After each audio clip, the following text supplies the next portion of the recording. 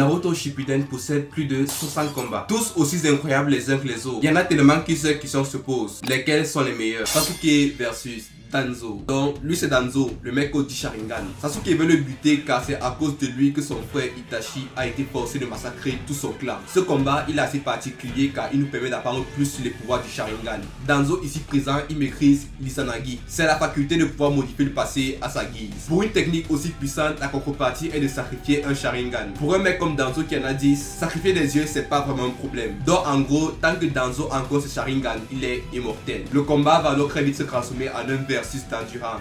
D'une part, on a Sasuke qui attaque Danzo du mieux qu'il peut en espérant qu'il gaspille ses Sharingan. D'autre part, on a Danzo qui espère que Sasuke s'épuise avant qu'il ait utilisé tous ses yeux. Sasuke, digne frère d'Itachi, il va réussir à placer Danzo dans une illusion. Cette illusion va faire croire à Danzo qu'il avait encore un Sharingan de disponible, raison pour laquelle il va se prêter au jeu de Sasuke. Ils vont alors mutuellement se donner une attaque mortelle. Grâce au pouvoir de régénération de la meuf à lunettes, Sasuke va pouvoir regagner tout son chakra. Mais pour notre cher ami Danzo, c'est finito. De par son impuissance face à la situation, Danzo n'a pas eu le choix de se suicider en espérant qu'il allait emporter avec lui Sasuke. Madara versus l'Alliance Ninja. Déjà, ça c'est pas un combat mais plutôt un massacre. Tellement Madara était craint, avant même que le combat ne commence, les ninjas étaient terrorisés. Il y en a une, elle s'est carrément mise à prier, c'est incroyable. Mais à quel moment le ninja devant en rouge s'est dit que c'est lui qui devait mener la dame. Observez juste comment les ninjas se font balader dans les airs comme des vulgaires cailloux. De par son taijutsu couplé à son Sharingan qui est juste incroyable, son maniement de l'épée comme un samouraï et son katon qui peut littéralement brûler tout un village. D'ailleurs, c'est le seul mec qui a un Susanoo à 4 bras dans le manga. Il va par la suite faire appel à son Rinnegan et c'est ainsi qu'il a décidé de faire tomber une météorite. À l'aide du papier et de Gaara, ils vont pouvoir l'arrêter. Mais oups, il y en avait une deuxième. Après cette attaque, le champ de bataille n'était plus qu'un cimetière avec quelques survivants. Madara contre l'Alliance Ninja. C'est le genre de combat que l'on peut regarder en boucle sans jamais être fatigué. Mais le prochain combat l'est tout aussi.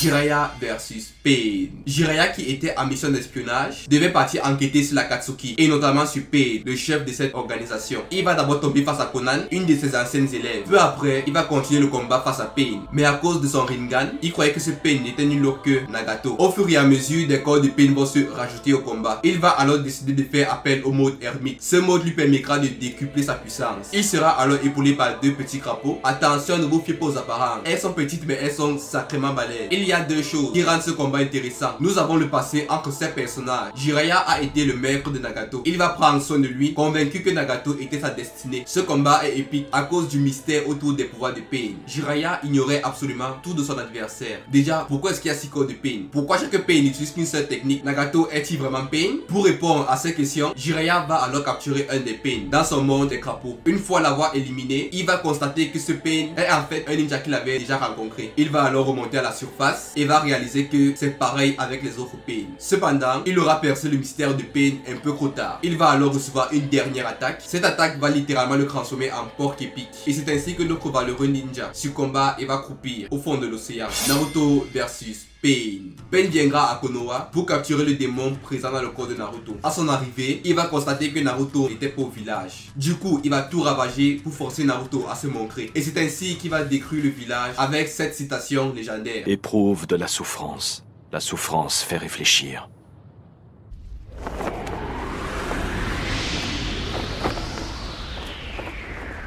Accueille-la en toi sans réserve pour apprendre à mieux te connaître. Celui qui n'a pas connu la vraie souffrance ne peut pas désirer la paix véritable.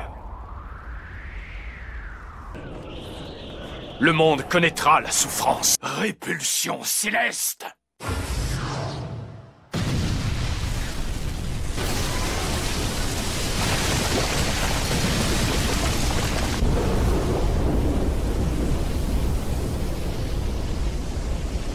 Juste après, Naruto va débarquer à Konoha avec l'une des entrées les plus spectaculaires de tout anime confondu. Donc en gros, c'est une grenouille sur une grenouille qui est elle-même sur une grenouille. Après avoir constaté que son village a été détruit, Naruto va se défouler sur les différents Pain. Il va alors détruire les Pain mineurs les uns après les autres, jusqu'à ce qu'il puisse se retrouver en 1v1 avec le Pain original. Mais à ce moment-là, Naruto n'avait plus l'avantage, car Pain avait déjà récupéré toute son énergie. Et c'est ainsi qu'il va clouer Naruto au sol. En vrai, Pain c'est un sérieux masochiste. Vous ne trouvez pas qu'il y a une ressemblance avec le poster de Jiraiya? Et puis la meuf de Naruto va venir le sauver. Mais oups! Elle est trop faible, elle va se faire massacrer. Si vous, on massacre vos copines, vous serez comment? Fou de rage? Bah, c'est exactement comme ça que Naruto a été. Tellement sa rage était immense, le démon présent en lui va prendre possession de son corps. Là, le versus Naruto contre Pain est terminé. Maintenant, c'est Kyuubi versus Pain. C'est exactement à ce moment qu'on a pu voir tout le potentiel de Pain. Combattre un démon comme Kyuubi et résister à ses attaques, c'est vraiment incroyable. Le combat est tellement intense qu'ils vont transformer un terrain totalement vide en un océan. Regardez, on voit même Pain encore de faire du surf, c'est incroyable. Mais comme Kyuubi est tellement balèze, Pain a dû sortir le grand jeu. Il va utiliser sa technique des divinités, la naissance de l'astre divin. Mais Kyuubi, c'est quand même le démon le plus fort du manga. Il va donc réussir à sortir des rochers qui le contenaient. Naruto va par la suite réussir à reprendre le dessus sur son corps et dompter Kyuubi. Du coup, il va reprendre sa vraie apparence et continuer son versus face à Pain. À ce moment-là, c'est une question de timing. Naruto devait réussir à infliger une attaque mortelle avant que Pain ne puisse recharger sa faculté de répulsion céleste. Il ne disposait que de 5 secondes, mais il a réussi. Avant de continuer avec nos magnifiques combats, je t'invite à t'abonner à la chaîne. Je rush les 1000 abonnés avant la fin de l'année. Et figure-toi qu'actuellement, je n'en ai aucun. Guy versus Madara. Madara va affronter Guy, un spécialiste des combats au corps à corps. L'une des facultés de Guy est qu'il est capable de booster ses capacités physiques. On appelle cela l'ouverture des portes. Il ouvrira alors la 7ème porte face à Madara. Malgré son gain de puissance, cela n'était toujours pas assez pour terrasser l'Uchiwa. Guy va alors tout donner sur sa prochaine attaque, mais Madara va y survivre. Et c'est à ce moment-là que Guy se rappela de son enfance. Il n'était qu'un zéro. Son père était la seule personne qui croyait en lui. Un jour, durant une mission, son père va se sacrifier pour permettre à Guy et son équipe d'échapper à des dangereux adversaires. Avant de tirer sa révérence, son père lui dit: au bout de 20 ans d'entraînement acharné, j'arrive enfin à déverrouiller la totalité des 8 portes. 20 ans? Oui, 20 ans. C'est une technique extrêmement longue et difficile à acquérir. Mais quand tu la maîtriseras, ce sera la plus puissante de ton répertoire. Tu vas me l'enseigner? Ne t'en fais pas, tu es un garçon très doué. Ça ira beaucoup plus vite pour toi. Mais ça passe par une discipline très stricte.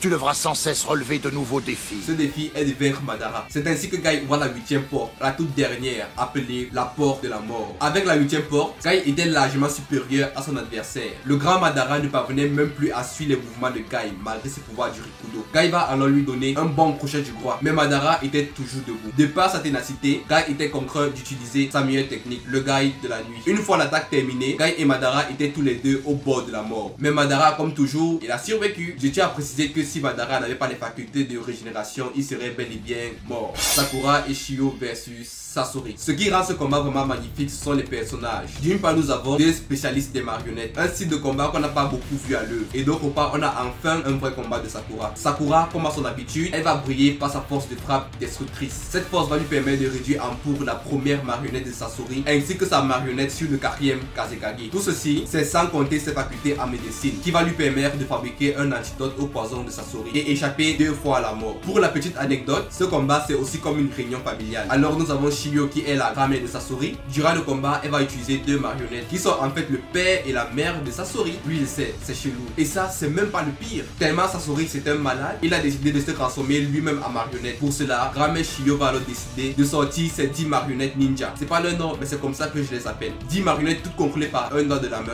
Mais Sasori, toujours dans l'excès, il va faire apparaître ses 100 marionnettes. Honnêtement, le fight contre ces pantins c'est clairement la meilleure partie du combat. Admirez-moi juste le taille du saut de Sakura, la puissance des marionnettes, oh my god. Faudrait être un fou pour ne pas kiffer cette partie. Sasori va par la suite échapper à la mort grâce à sa faculté de transmettre son corps à une marionnette. Mais cette fois, c'était la fuite de croc. Il va mourir peu après à cause de 2 épées, 2 lames que ses parents vont gentiment lui enfoncer dans le cœur. Et voilà, c'était la fin de la réunion familiale. Kakashi versus Obito. Ce combat oppose 2 coéquipiers. Alors comment est-ce que nous sommes en arrivés là? Pour faire simple, le crush d'Obito s'est laissé tuer par Kakashi afin d'éviter une guerre. Sauf que Obito, lui il croit que Kakashi a volontairement tué sa meuf. Du coup il a pété les plombs et maintenant il veut tout détruire. Et c'est ainsi que nous sommes arrivés à ce versus. Je ne sais pas pour vous mais les combats au corps à corps restent mon style de combat préféré. En plus nous avons des merveilleux flashbacks qui montrent le versus lorsqu'ils n'étaient encore que des gamins. Les transitions sont tellement fluides. Les mecs font exactement les mêmes mouvements qu'auparavant. À l'époque, Kakashi avait gagné le versus, mais cette fois Obito ne va pas se laisser abattre. Ce qui me chagrine un peu dans ce combat, ce n'est pas le fait qu'il soit court, mais plutôt comment est-ce qu'il va finir. Car Obito va tout simplement prendre la fuite grâce à son Kamui. Les combats des utilisateurs du Sharingan sont parmi les meilleurs, et c'est le cas avec le versus.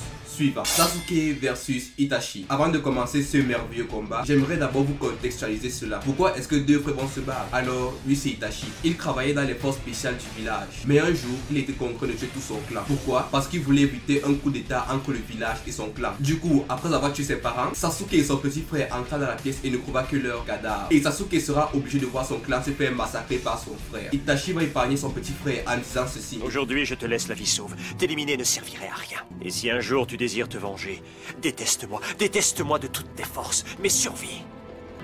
Et ne reviens devant moi que le jour où tu auras le même regard.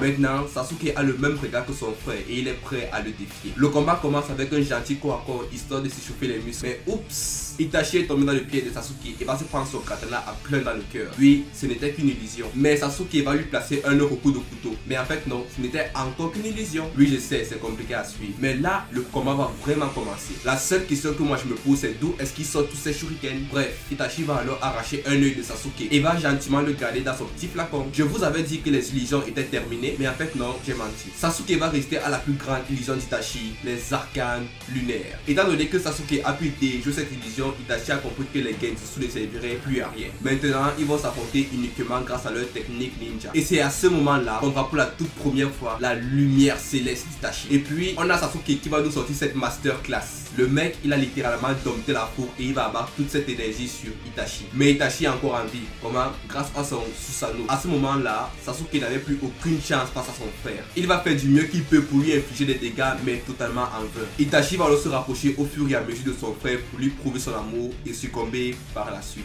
Je tiens à préciser que dans ce combat, Itachi s'est volontairement sacrifié pour le bien de son frère. Il lui a par exemple sauvé d'Orochimaru qui essayait de s'accaparer de son corps. Itachi ne faisait que répéter à Sasuke qu'il allait voler ses cieux, mais en fait sa véritable intention c'était de lui transférer les siens. Naruto versus Sasuke. Alors comment sommes-nous en arrivé là? Sasuke avec sa folie des grandeurs a décidé de vouloir tuer tous les Kage et les démons à queue. Il accuse les Hokage du passé d'avoir été trop paresseux, raison pour laquelle les guerres ne cessent de s'enchaîner. Et c'est là qu'il dit: mon véritable but en somme, c'est de mener une révolution. Une philosophie totalement différente à celle de Naruto. Et c'est pour ça qu'ils vont se retrouver au sommet de deux statues prêtes à combattre. Ce combat est un peu similaire avec celui de Kakashi et Obito. Des belles traditions avec leur duel du passé et celui actuel. Tout ceci rend le versus incroyable. Et c'est sans parler de leur combat au corps à corps. C'est tellement satisfaisant, on dirait de l'ASMR. C'est à ce moment-là que l'on constate que Naruto et Sasuke ont des pouvoirs stratosphériques. Ça me fait mal de l'avouer en tant que grande fan de Sasuke. Mais Naruto n'était pas à fond dans ce duel. Il a eu l'occasion de plier le combat, mais il a décidé d'épargner Sasuke. Notre cher Uchiwa ici présent, son seul but était d'en finir avec Naruto. Il va alors balancer une attaque monumentale à Naruto pour en finir. Après avoir vidé leur chakra, ils vont repartir sur de la bonne bagarre de rue. Tellement le duel il est interminable, ils vont bagarrer jusqu'au coucher du soleil. Ils n'avaient plus la moindre once d'énergie. Ils vont alors rassembler leur toute dernière énergie pour en finir avec ce combat. Et c'est ainsi qu'ils vont finir étalés au sol, en train de se raconter des histoires d'amour pour clôturer le versus. En revisionnant tous ces combats, ça m'a fait une grosse de sensation. Je repensais à l'époque où je courais en toute vitesse chez moi. Tout cela pour ne pas louper l'épisode de Naruto qui allait passer sur Game One. Et c'est peut-être le cas avec toi également. Tu l'as peut-être remarqué, mais je n'ai mentionné que 9 combats. Je t'encourage alors à écrire en commentaire un combat qui t'a personnellement marqué. J'espère qu'à travers ma vidéo, j'ai pu te faire voyager un minimum. Et moi je vous dis merci pour votre attention. Sur ce, c'était Maxime. Good game.